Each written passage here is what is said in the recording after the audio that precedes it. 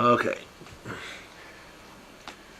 I just wanted to talk about your growing up in Brooklyn because it's fairly obvious to you what happened and what life was like growing up, but it won't be obvious to your grandkids and your great grandkids and that sort of thing. And Mm-hmm. oral history is real useful in that respect to try and what life was like. What 19? We don't probably remember too much before 1935, 1937. What's the earliest memory? How young were you? My very, very earliest memory, I remember 1933, when I first moved into, before we moved into our apartment. We lived in a smaller apartment temporarily, and I could look out the window and see another girl across the courtyard. That was about 1933. Then we moved in that we lived in for 18 years. So I lived in an apartment house for 18 years, From the time you were how old? 3 to, I guess it was 15. I guess we moved out. I'm trying to remember exactly when I moved to Queens.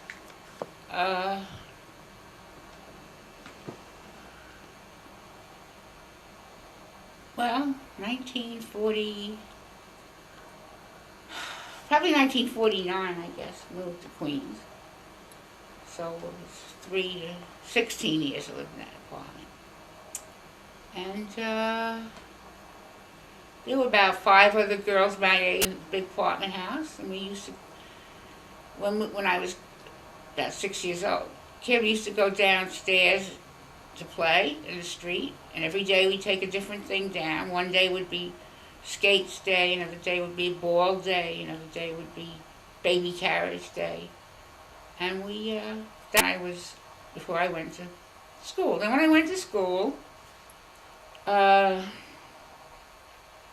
to walk a short distance, not too far, a couple of blocks. And the mothers sort of had a walk pool, not a carpool, but one mother would walk the kids to school in the morning, another one would pick them up for lunch, another would take them back, another one would pick them up after school. That's how they arranged it. And that was pretty good. How far away was school? About 4 blocks, I'd say. It was walking distance, easy walk. But they accompanied us. They wanted to walk us. They didn't have cars. My father had a car. My mother didn't have a car. She didn't have any idea. She never drove. She never learned to drive. My father always had a car, but he took it to work. And on the weekend, we would drive somewhere. And during the week, we didn't have a car. We didn't deal with a car. My mother would take the trolley car or the subway to go wherever she needed to go. How far away was grocery shop? Well, let's see. There was a grocery store around the corner in the same building, and a vegetable store. Then up the block, up the street about 2 or 3 blocks, there was a big market. Now, it wasn't a supermarket the way we have. It was individual stalls. People had individual, different tradespeople had individual stalls in the market. And the butcher shop was a little fun.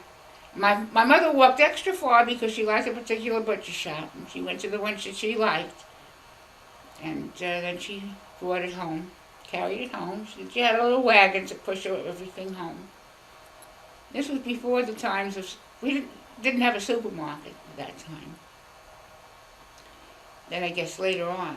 No, all the time we lived in Brooklyn, that was about how she did her shopping. She'd walk up the hill and buy the things that she needed. How long did she go shopping? I don't know, but maybe every day, every couple of days. Did you go with her? No, well, when I was little, but not now. Like, you didn't have a big freezer in our refrigerator. There was a place where you kept the ice cube compartment, and you could keep some ice cream in there, but there was no such thing as having frozen foods. Right. So whenever she needed, she'd have to go to the store to get things. We just didn't have that kind of refrigeration. Freezer was not unknown to us. How big was your apartment? We had a pretty big apartment. We had a 5-room apartment. And you had how many people living there? Because I had 2 brothers and a sister. So when I first moved in, and my brother Felix was still at home, so Felix and Wally the two boys had a room, and my mother and father had a room, and I was in a crib in the same room that they were. And Ruthie had a studio room, the front room, which could have been a dining room, but she had a studio bed in it, and that was her room. And she could close the French doors, and that was hers. And then when Felix went off to college, Felix went off to medical school, and college and medical school. Then after a while, I was in the same room with Wally, and Ruthie had her own room. And then Wally went to TV, and so Ruthie and I shared a room. But we still had the same 5-room apartment with 2 bedrooms, a front parlor, and a dining room and a kitchen. Was Felix the first one in your family to go to college? In my family? You mean yeah, well, he was the oldest child. Right. Your parents didn't go to college? No, my parents didn't go to college, not anywhere near. How far in school did they go? My mother went through high school. I don't think it was school. College. It was commercial school, I guess. She became a bank teller. She worked in the public bank, I think. I don't know how far my father went in school, because he came here when he always said about 13, but I don't know what age it really was. And he learned, I guess he stayed in school long enough to learn English, whatever was required. Then he went to work with his father. His father had a business. The tanks was my grandfather's business, and my father went. There were tanks for water. They were water tanks back then. There were water tanks on top of buildings. Okay, I wasn't sure at what point it turned into water tanks and at what point. There was something to do with pickle barrels too. They did make big pickle barrels, big vats for making pickles, because my mother's family made pickles, and that's how they knew them. They made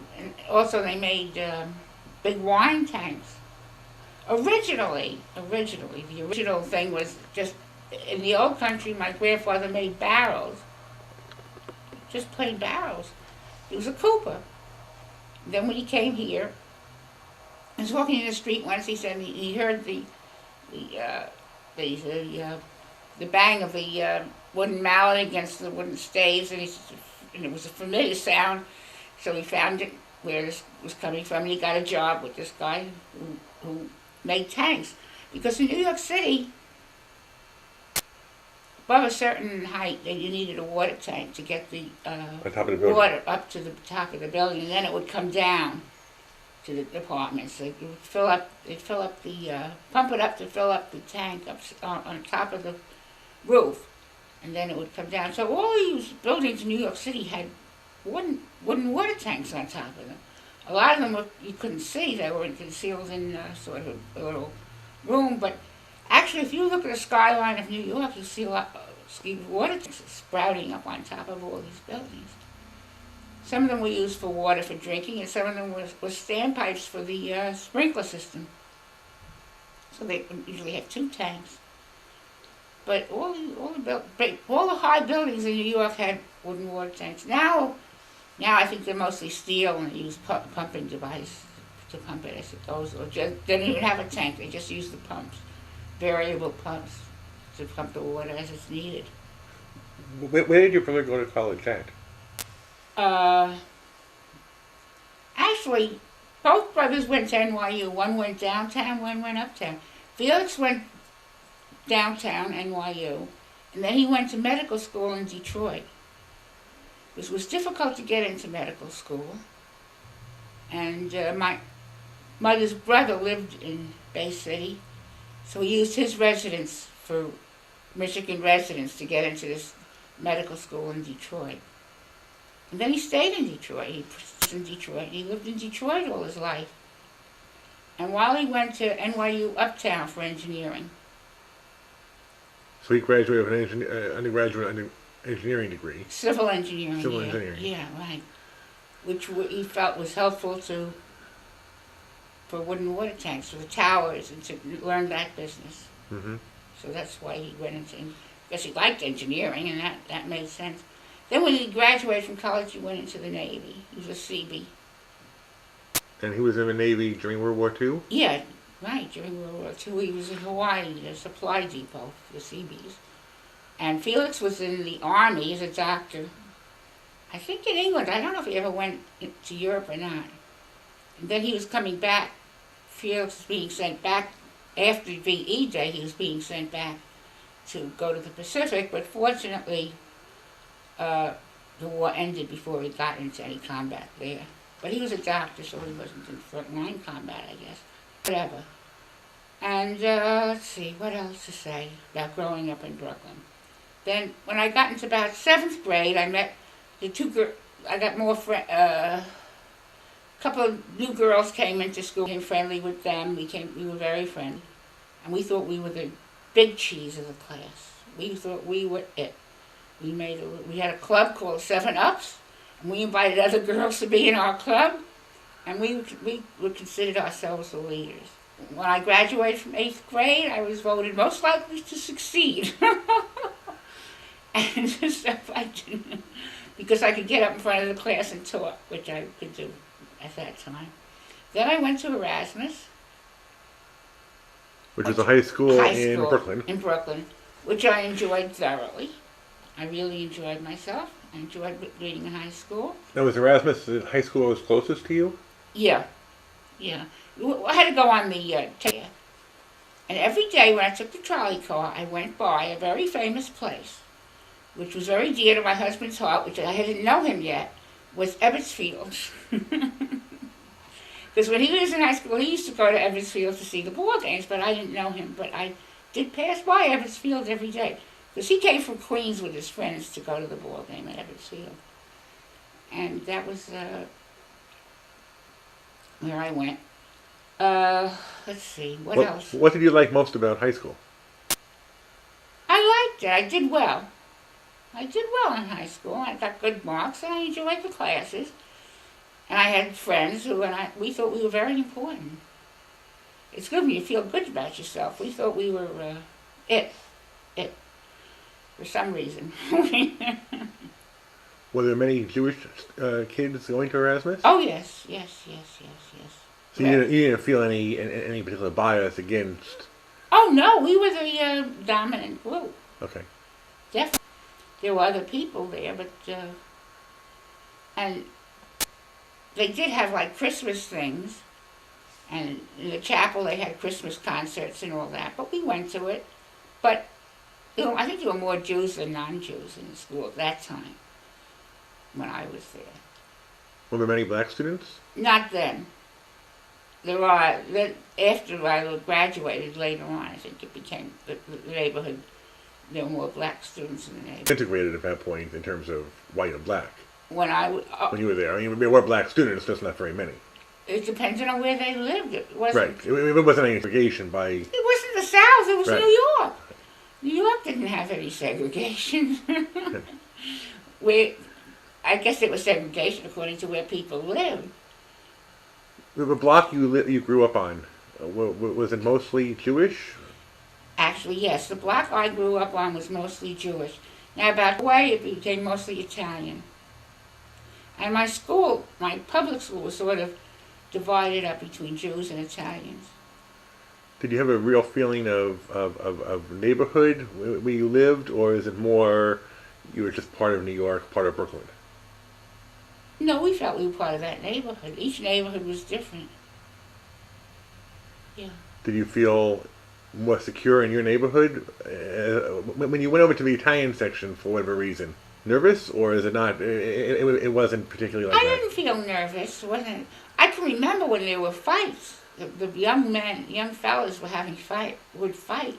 I remember a cousin of mine was over at my house once, and they got into a big fight. And big thing, and he was.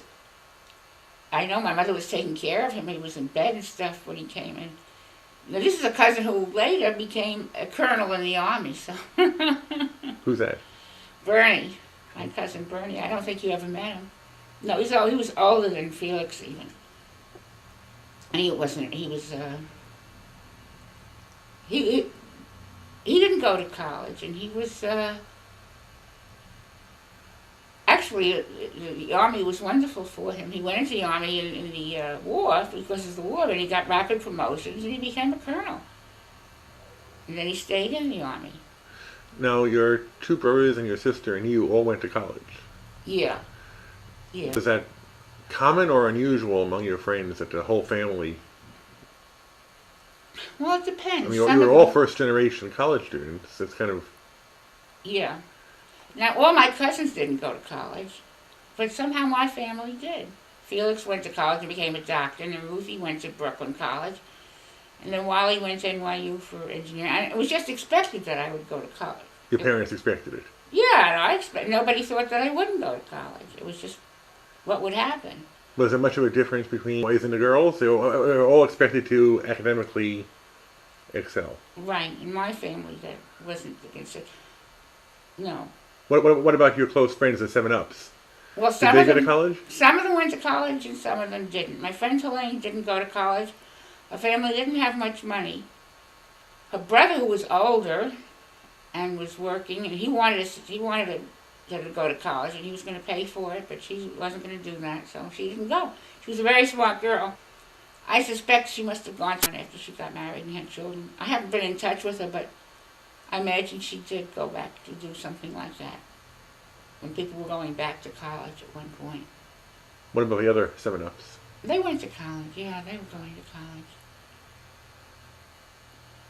Well, most of the students at Erasmus, do you think they went to? I think most of them. Well, there were different classes, different... Actually, when you first got to Erasmus, you got put into class according to your IQ. I had Latin class, French class, and Spanish class, but there was the first one for each of the language. Like I was in class number 1111, which was the smartest Latin class. And our teacher kept telling you, your class number 1111, you have to do things right. So all those people went to college, yeah.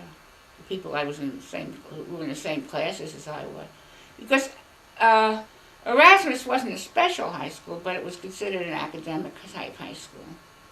In other neighborhoods, things were different, but Erasmus is always considered pretty much of an academic type high school. But you could take a commercial course or a general course.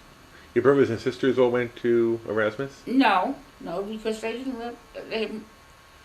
By the time they went to different high schools. My sister went to Erasmus. Ruthie went to Erasmus. Where did Wally and Felix They go? both went to Boys High. Which is also in Brooklyn? It's in Brooklyn. Where? Well, except I don't know, because Ruthie was older than Wally, but somehow he followed Felix at Boys High. He didn't go to Erasmus. It was considered a very good school, too. Now, Dad went to Stuyvesant. My Yes. husband, yes, he went to Stuyvesant. Arnold went to Stuyvesant.